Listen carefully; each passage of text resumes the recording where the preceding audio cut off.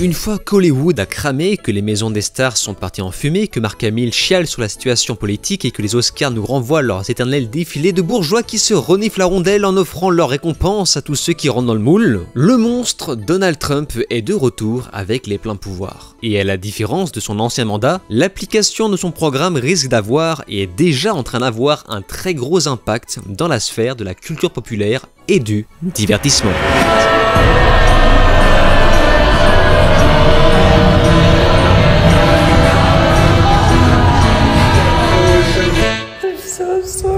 Salut à tous, c'est Vince sur Plottime. Croyez-le ou non, j'ai pris beaucoup de plaisir à écrire cette vidéo parce que lorsque j'étais à la chasse aux informations, vraiment, ça a été un véritable enchaînement de « Ah ouais?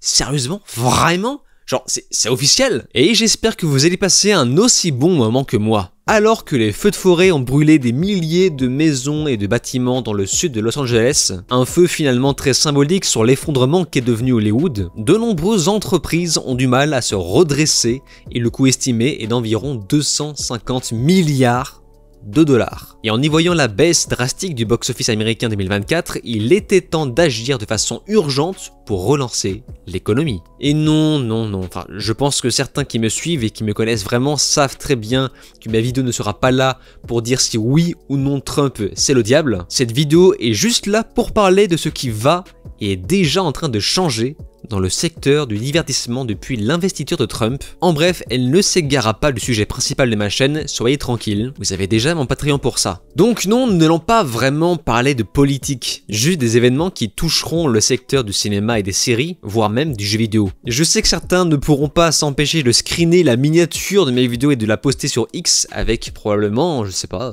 3 emojis clown. Mais je vous demande quand même de rester adulte. Alors petite précision, pour cette vidéo, je n'ai pas réussi à trouver de sponsor, donc tous ceux qui souhaitent me soutenir financièrement, n'oubliez pas qu'il y a mon Patreon en lien toujours disponible en description et en commentaire épinglé. Vous êtes maintenant une 50aine de personnes à y avoir souscrit et je ne vous en remercierai jamais assez. Grâce à ça, vous aurez accès à mes podcasts, dont mon dernier, le jour où j'ai rencontré un psychopathe, avec à la fin en bonus le véritable extrait du psychopathe en question. Autrement, pour ceux qui n'ont pas les moyens, vous avez toujours mon bouton like ou encore évidemment le bouton d'abonnement. La seconde investiture de Donald Trump à la présidence des États-Unis a eu lieu le lundi 20 janvier 2025. Et si je vous en parle sur ma chaîne, c'est parce que la plupart des décisions qu'il a prises sont déjà en train d'avoir un impact sur la pop culture. En effet, rappelons que le principal objectif d'Hollywood était à l'origine le pognon. Salut très cher client, j'aime l'argent. Et non les messes bien pensantes visant à donner des leçons de morale au monde entier. Ce secteur ayant été très affecté financièrement, le nouveau gouvernement fédéral des États-Unis prévoit de prendre des mesures. Ainsi, Trump nomme symboliquement Sylvester Stallone, Mel Gibson ainsi que Jon Voight ambassadeurs spéciaux d'Hollywood, afin de réparer les dégâts commis ces dernières années.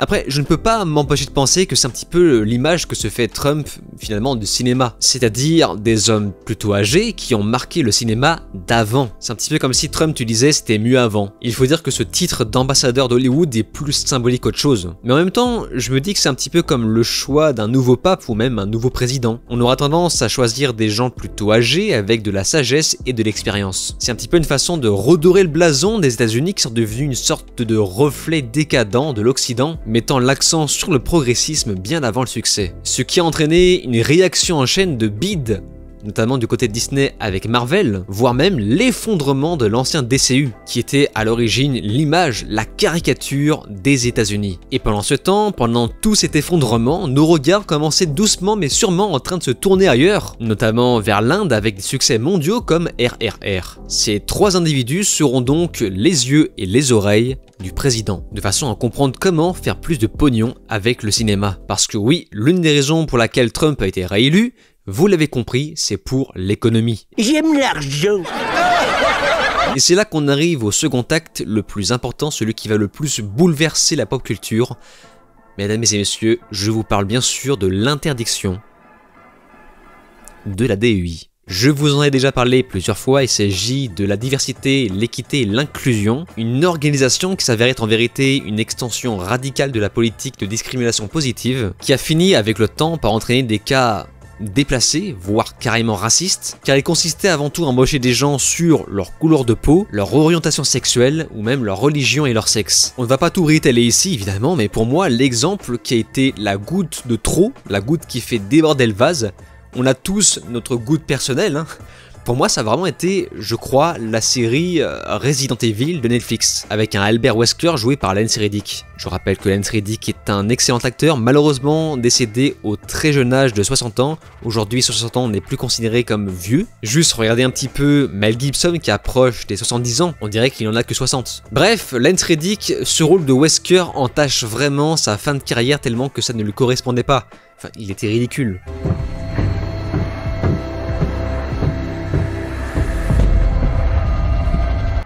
Blade? Qu'est-ce que c'est nul. Putain, qu'est-ce que c'est nul. Bref, oublions cette série de malheurs qui m'a vraiment traumatisé. Mais pour moi, lorsque j'ai vu ce casting pour la première fois, cette photo qui m'a marqué, c'était vraiment le moment où je me suis dit « Ok, là je crois qu'il est vraiment temps de poser le holà », car ces conneries commençaient à aller beaucoup trop loin. Derrière une volonté de discrimination positive se cachait surtout un prétexte pour mettre en avant des bourgeoises pétées de thunes sans talent avec un militantisme opportuniste à 2 francs. Quelle série de merde.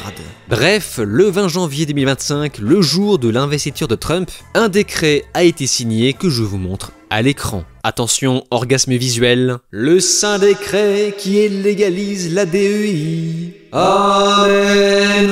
On s'en pince les tétons. À partir de maintenant, l'embauche ne doit se faire que sur les compétences et non sur l'apparence physique. C'est terrifiant d'en arriver à devoir signer un décret pour une chose aussi simple et bidon et logique, mais le résultat est là. Chaque organisme devra appliquer ce décret dans les 60 jours.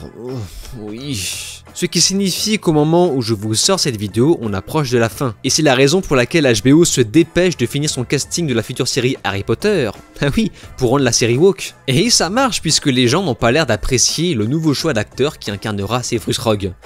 Mais ce n'est pas le sujet. Et évidemment, tous les journaux mainstream tournent ça au drame. En me renseignant, je suis tombé sur une vidéo de France 24 qui en parle comme si c'était la fin du monde. Comme s'il s'agissait d'un nouveau régime politique alors que c'est exactement l'inverse de ce qui se passe, on en parlera après. En précisant par exemple que les femmes scientifiques aux cheveux bleus ne recevront plus de subventions. Pour résumer grossièrement. Grâce au ciel, enfin une bonne nouvelle. Je suis inquiète, étant donné que je bénéficie de ces programmes en tant que femme issue d'un milieu défavorisé.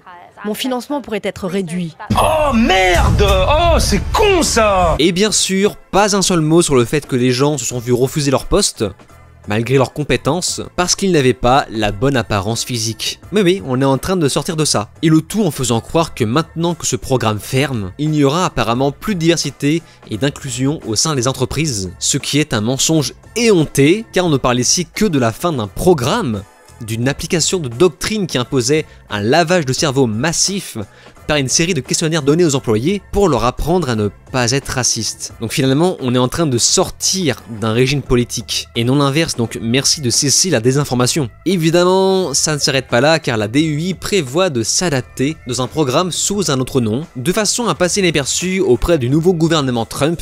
On leur souhaite bien du courage. Ce faisant, nous arrivons à un 3e acte. Les dégâts ont rebondi au point de fermer les portes de l'USAID, et les gens ne sont pas très contents. Je ne me prononcerai personnellement pas sur cette fermeture, car cette décision est extrêmement controversée et pour le coup on s'écarte du sujet de ma vidéo. Suite à ça, les grands studios commencent à faire popo dans leurs pantalons, et c'est ainsi qu'après Meta, Google et Amazon, Disney abandonne à son tour le programme DEI.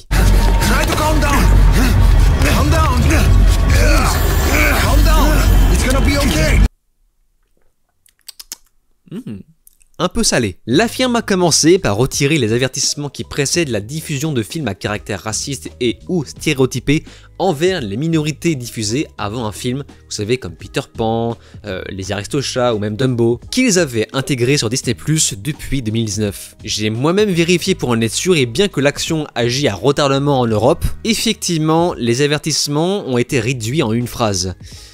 Et ça fait du bien, ça fait du bien. Souvenez-vous de ma vidéo sur Peter Pan et Wendy, les avertissements étaient totalement lunaires. Ce programme comprend des descriptions négatives et ou des mauvais traitements de certains peuples ou cultures. Plutôt que de retirer ce contenu, nous voulons reconnaître son impact néfaste, en tirer la leçon et susciter le dialogue pour créer ensemble un futur plus inclusif. Disney s'engage à créer des histoires sur des thèmes inspirants et ambitieux qui reflètent la formidable diversité de la richesse culturelle et humaine à travers le monde. Pour en savoir plus sur l'impact des histoires dans la société, rendez-vous sur disney.com/mes couilles sur ton front. En plus d'être partiellement faux, car tous les personnages étaient caricaturés à leur façon, sauf les personnages principaux, surtout les personnages masculins, et ce quelle que soit leur couleur de peau. Alors que Wendy et Lily la Tigresse, qui pourtant une indienne, avaient un chara design très féminin. Donc bref, cette religion hypocrite commençait vraiment à me taper sur le système. Donc voilà, c'est officiel, Disney est maintenant libéré de ses chaînes, et je rappelle que la société possède tout ça, soit pratiquement un tiers de ce que nous pond Hollywood ces dernières années. Reste à savoir s'ils sont capables de réellement créer des bonnes choses, mais ça, rien n'est moins sûr. Ils ont maintenant mis fin à leur site Reimagine Tomorrow, donc réimaginer demain, c'est juste le nom quoi, le nom, on se croirait dans le Forum économique mondial. Il ne faut pas avoir peur. Quoique, puisque ce dernier est lui aussi en train de changer de couleur depuis le récent discours de Javier Milei, qui a glacé le sang d'une partie de la population tout en consolant l'autre. Bref, réimaginer demain permettait de checker avec des filtres la composition de quotas par race, sexe et religion. Je n'arrive pas à croire qu'il ait un jour été possible d'inventer un truc pareil. Je vous jure que ça me choque. Ça me choque profondément, au plus profond de mon être. C'est du niveau des toilettes pour les blancs et pour les noirs. C'est vraiment, je vous jure, ça me choque. On dit que c'est pour le bien commun, mais vous savez, l'enfer est pavé de bonnes intentions. Lors de la ségrégation, ils séparaient les noirs et les blancs pour des questions d'hygiène. Donc on peut justifier n'importe quel type de discrimination, quelle que soit sa forme, à partir du moment où on a de bonnes intentions derrière pour convaincre les gens. Des intentions qui cachent finalement quelque chose d'extrêmement malsain. Il est donc aujourd'hui interdit de recruter sur l'apparence physique. Des programmes Disney+ pensés pour la communauté Black Lives Matter ont été annulés. On pensera à Okoye, un spin-off de Black Panther. On en avait tous vraiment besoin. Tout le monde l'attendait, c'est faux. Ou encore la série Disney+, Tiana, un spin-off de La Princesse et la Grenouille. Lui aussi en avait besoin, c'est faux. Une série annulée, finalement convertie en court-métrage. Et vous savez ce que j'adore? Ce sont les commentaires sur Instagram. Vous savez, sur cette plateforme, le niveau de fragilité est à son paroxysme à un niveau tel que je suis certain que vous, derrière votre écran, vous avez déjà remarqué que sur quasiment chaque vidéo, vous savez, un peu mignonne avec des chiens, des chats, des chiots, tu auras toujours le commentaire de Jean-Michel l'animaliste pour nous dire Not funny, it's dangerous. vous vous rendez compte que le chien peut devenir sourd à force de se faire caresser les oreilles de cette façon? Faut absolument signaler. Mais ferme ta gueule, c'est drôle quoi, c'est drôle. Il va bien le chien, voilà. Et bien là c'est pareil. Depuis l'annonce du baissage de Frog de Disney, j'ai vu des commentaires du type J'imagine que certains ont encore du mal à se remettre du trauma d'une petite sirène noire à l'affiche. Ça ne doit pas être facile à vivre tous les jours, hein, les pauvres. Merci Trump de faire reculer le monde. Ok, très bien.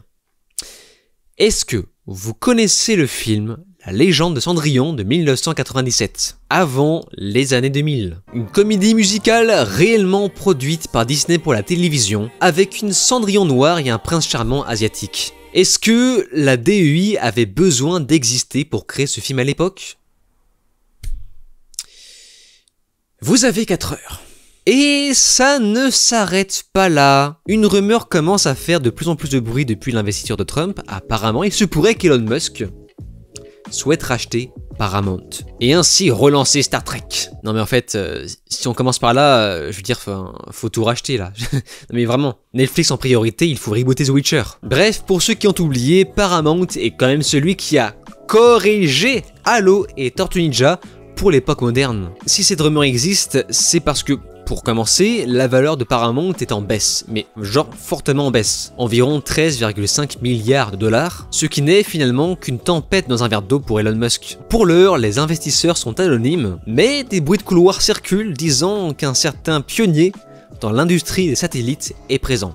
Ah, entre ça et le fait qu'apparemment Star Trek ait inspiré Musk, ça donne à réfléchir. Encore une fois, c'est une information à prendre avec de grosses pincettes puisqu'il ne s'agit que de rumeurs. Une fois encore, je rappelle que la fermeture de la DEI n'empêchera jamais les productions de continuer de produire par exemple des fictions woke et de provoquer en appliquant des agendas politiques. Là, on a juste fermé une organisation qui imposait ça, même aux gens qui ne le voulaient pas. Ça veut juste dire que maintenant, les films et les séries ne se ressembleront plus. Pareil pour les jeux vidéo. D'ailleurs, pour revenir sur l'exemple de la nouvelle série Harry Potter sur HBO, malgré l'investiture de Trump, ils n'ont pas eu peur de faire ce choix, finalement très provocateur, de Severus Rogue joué par Papacito, qui a un physique radicalement opposé de la description de base. La couleur de peau, les traits du visage, le regard. Il a un regard extrêmement doux, et puis même, je veux dire, l'acteur est beaucoup trop beau gosse par rapport au rôle. Bref, je ne vais pas m'étaler en détail sur ce choix. Peut-être que je ferai une grosse vidéo sur le cas Harry Potter d'HBO. Un autre exemple encore, c'est le cas de James Bond par Amazon. Une récente rumeur nous informait qu'apparemment Amazon prévoyait un spin-off sur Miss Moneypenny, alias la secrétaire de James Bond. C'est vrai qu'on en avait absolument tous besoin, c'est faux. Ou encore un spin-off sur Felix Leiter. Et pourquoi? Eh bien parce qu'ils sont devenus racisés depuis la récente saga Craig. Comme par hasard, les deux personnages que je vous ai cités dans ma vidéo Flash Actu précédente, alors que cette nouvelle n'était même pas encore arrivée. Enfin, je veux dire, ils sont tellement prévisibles. C'est infernal. Ma vidéo, vous savez, le Wookiee spoil, mais c'est tellement ça, mais tout est prévisible. C'est infernal. Avec ça, Amazon insiste pour l'éventualité d'un 007 féminin. C'est bien la preuve que malgré le fait que la firme se soit un peu plus adaptée à la nouvelle politique, Prime Video fait ce qu'il veut et ne reculera devant rien pour continuer de détruire des franchises. Certains riches comme Jeff Bezos ont juste envie de casser des choses pour le plaisir, parce qu'ils s'ennuient. Et ça, je l'ai très bien compris avec la série Les Anneaux de Pouvoir, sortie, je le rappelle, une énième fois le jour de l'anniversaire de la mort de Tolkien. Ce n'est absolument pas un hasard, ce n'est pas un hasard. Et qui malgré ça est en baisse d'audience d'épisode en épisode, de saison en saison, et pourtant rien n'est annulé, ils jettent de l'argent par les fenêtres, parce que détruire des trucs, c'est rigolo. Et visiblement, la prochaine victime sera James Bond. Attendez. Ok. On me dit dans l'oreillette que d'après un article de Deadline, Amazon revient finalement sur sa décision et veut garder un James Bond britannique et masculin. That's my boy. That's my boy. Good, good, je vois qu'ils apprennent vite.